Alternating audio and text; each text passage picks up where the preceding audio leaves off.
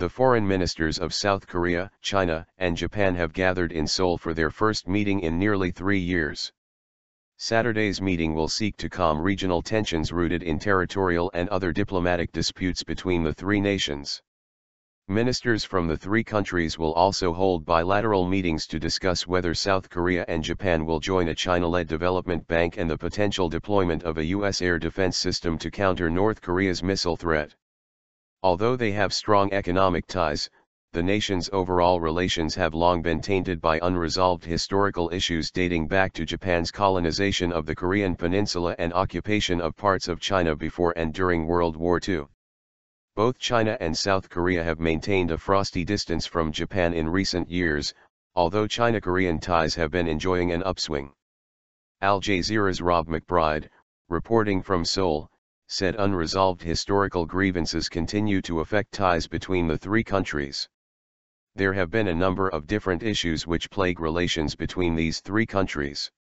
South Korea and China would lay much of the blame at the door of Japan, and in particular Shinzo Abe, the Prime Minister, for what they see as a resurgent nationalism in Japan and ongoing refusal from their perspective, of Japan to accept responsibility for war crimes during World War II, he said.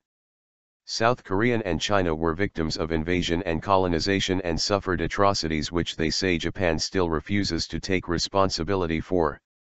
They see in Shinzo Abe a hawkish leader who has made a controversial visit to war shrines in his country. Missing link. Yoon Byung-se, South Korea's foreign minister, told local media this week that efforts were necessary to create the conditions for the summit meeting to be realized.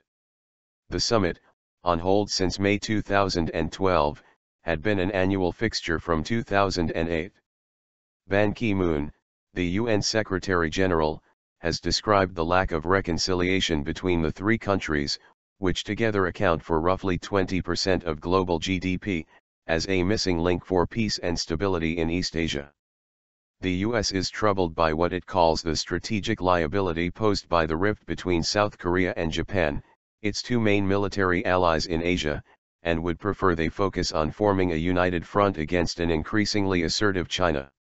China and South Korea feel Japan has failed to express sufficient remorse for its wartime past, and both reacted angrily when Abe visited a Tokyo shrine that honors Japan's war dead, including a number of senior war criminals, in December 2013.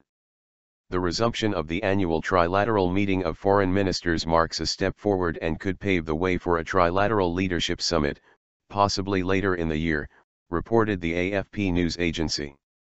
There was no set agenda for Saturday's talks, and it is possible the three foreign ministers will seek to focus on less sensitive areas of cooperation like disaster risk reduction and the environment, in order to maintain momentum.